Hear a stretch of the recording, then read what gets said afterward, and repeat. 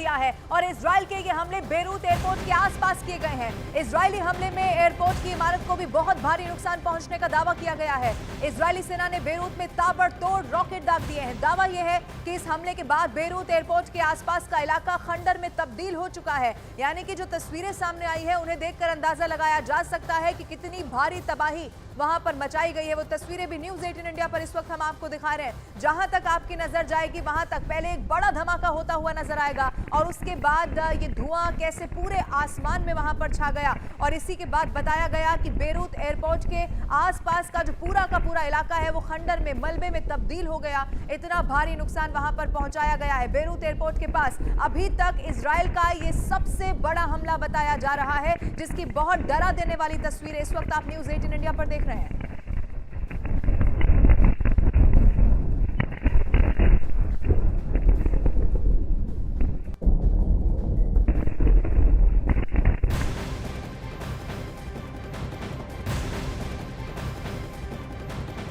और अब एक बहुत बड़ी खबर मिल रही है। यूएस ने मिनटमैन 3 मिसाइल के टेस्ट का ऐलान कर दिया है। खास बात यह है कि यह ऐलान ट्रंप की जीत के तुरंत बाद कर दिया गया है। यूएस की मिनटमैन 3 मिसाइल लॉन्ग रेंज की मिसाइल है और यह मिसाइल लंबी दूरी तक मार करने में सक्षम बताई जाती है। दुनिया में मौजूद अमेरिका के दुश्मन ट्रंप की जीत और मिसाइल परीक्षण के समय को लेकर इस वक्त बहुत ज्यादा टेंशन में है। आपको बता दें कि मिसाइल टेस्ट तब किया गया है जब कल ही एक बहुत बड़ी खबर वहां से सामने आई। अमेरिका में राष्ट्रपति का चुनाव था और डोनाल्ड ट्रंप ने जीत दर्ज कर ली और उसके बाद जो ये टाइमिंग है इस मिसाइल टेस्ट की, इसी को लेकर अब दुश्मन देशों में जबरदस्त हड़कंप मचा हुआ है।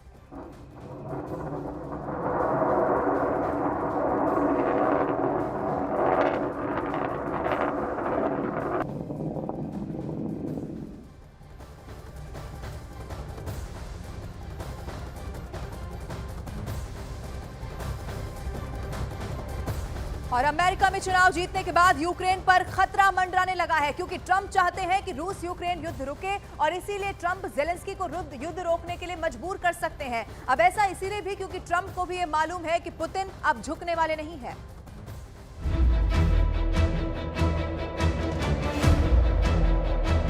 Greatest political comeback in the history of the United States of America.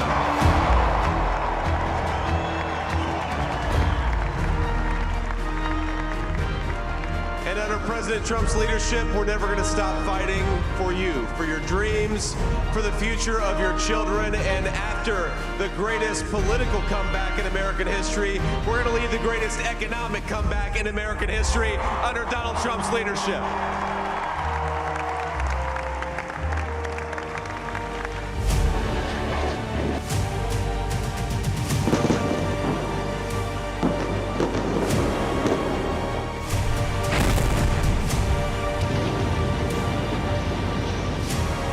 आ गई ट्रंप सरकार, कांप गया ईरान, खौफ में हमास।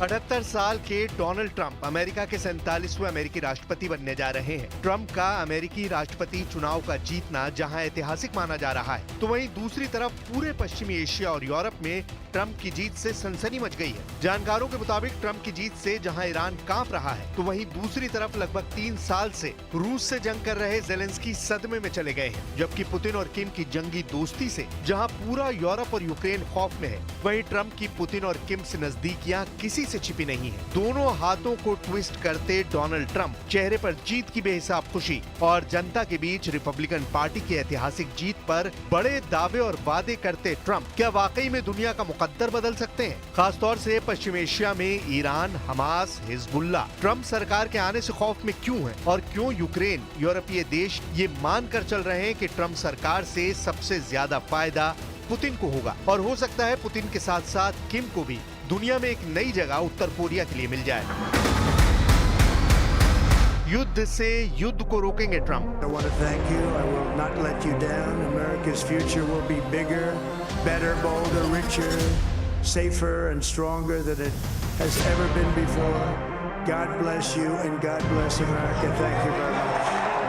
हम आपको यही दिखाने जा रहे हैं कि नए साल में 20 जनवरी 2025 को जैसे ही डोनाल्ड ट्रंप अमेरिकी राष्ट्रपति की शपथ लेंगे, उसके बाद ट्रंप सरकार पश्चिमी एशिया से यूरोप तक एक नया वर्ल्ड ऑर्डर बनाने में जुट जाएगी। यानी हो सकता है कि ट्रंप के आने से युद्ध रुकने के बजाय कई मोर्चे पर शुरू हो जाए। पहले आप जीत के बाद ट्रंप का बयान सुनिए, जिसमें वो दावा कर रहे हैं कि मैं युद्ध रोकने आया हूँ। 4 years we had no wars except we defeated ISIS. We defeated ISIS in record time, but we had no wars. They said, he will start a war. I'm not going to start a war. I'm going to stop wars. 20 जनवरी से Trump war शुरू।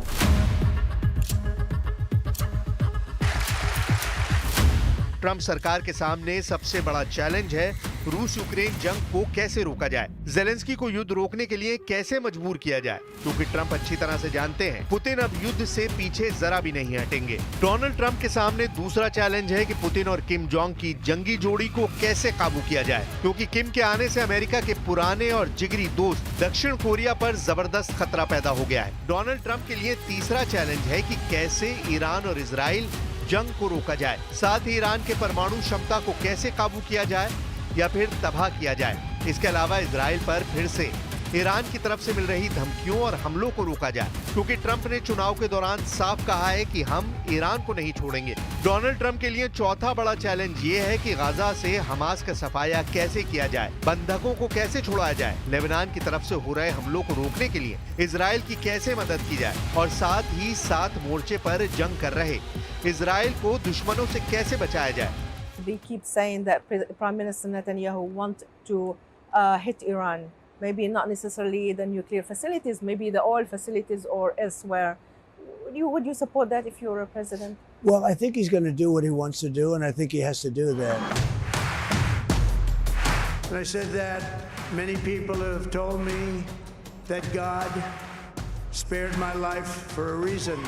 Trump ने जिस confidence के साथ दावा किया है कि वो 3-4 साल से चल रही जंग को रोक देंगे, उस दावे की सच्चाई पर कई विशेषज्ञों का साफ कहना है कि ट्रंप किसी भी कीमत पर पुतिन के रूस से सीधी जंग को तैयार नहीं होंगे। पुतिन और ट्रंप के बीच जबरदस्त बॉन्डिंग है। वहीं अगर इजराइल के पीएम नेतन्याहू को लेकर ट्रंप की नीति पर बात करें तो चुनाव के दौरान ट्रंप और नेतन्याहू की नजदीकियां दुनिया के सामने आ चुकी हैं।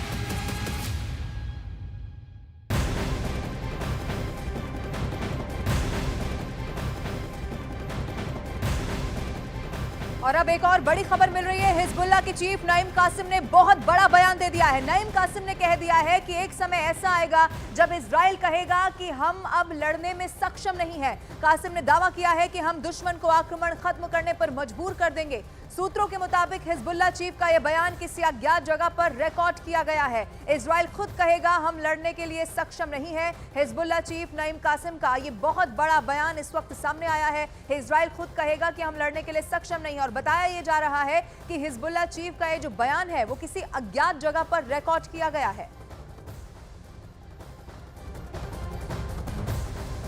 डोनाल्ड ट्रंप के चुनाव जीतने के बाद ईरान पर खतरा मंडराने लगा है। दुनिया को मालूम है कि ट्रंप और ईरान की दुश्मनी बहुत पुरानी है। अभी ट्रंप ने 1 महीने पहले ही ये कहा था कि इजराइल को ईरान के एटमी और तेल ठिकानों को सबसे पहले तबाह करना चाहिए। उसके बाद देखा जाएगा कि आगे क्या करना है। हमास का सफाया, यही है ट्रंप का war plan.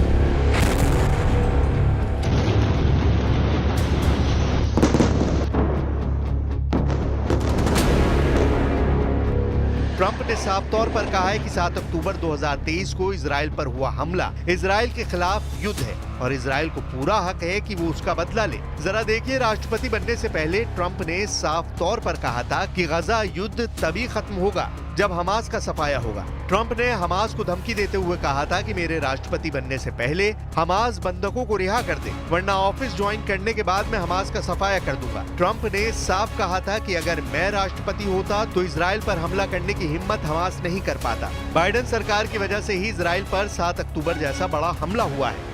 And the war caused by the attack on Israel, which would have never happened if I was president, and the entire world, I tell you this, we want our hostages back, and they better be back before I assume office, or you will be paying a very big price.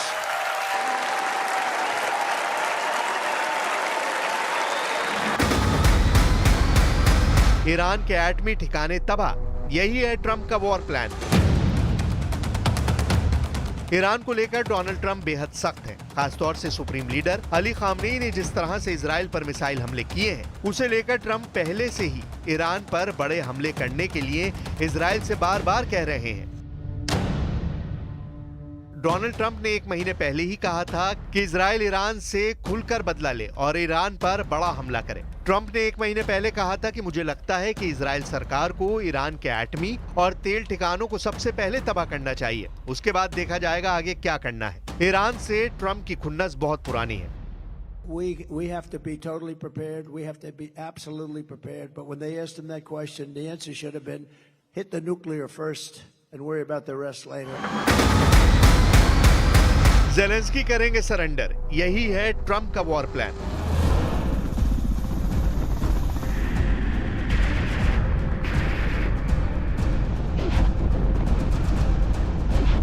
अगर हम लगभग 3 साल से चल रही रूस Ukraine जंग पर बात करें, तो यहाँ भी ट्रंप के वॉर प्लान से सबसे ज्यादा यूक्रेन को सकता है। पुतिन और ट्रंप एक दूसरे के बेहद करीबी माने जाते हैं। ट्रंप शुरू से ही कह रहे हैं कि अगर मैं राष्ट्रपति होता तो यूक्रेन जंग अब तक रुक चुकी होती। ट्रंप ज़ेलेंस्की के सामने मीडिया से कह चुके हैं कि पुतिन हमारे अच्छे दोस्त हैं और ज़ेलेंस्की भी मेरे अच्छे मित्र हैं। ट्रंप का इशारा साफ है कि पुतिन यूक्रेन का भविष्य तय करेंगे। रूस अब तक यूक्रेन के 5वें हिस्से पर कब्जा कर चुका है। अब ऐसे हालात में ट्रंप जंग तभी पुतिन के जरिए रुकवा सकते हैं जब यूक्रेन बिना शर्त जंग को रोके और ज़ेलेंस्की सरेंडर करे।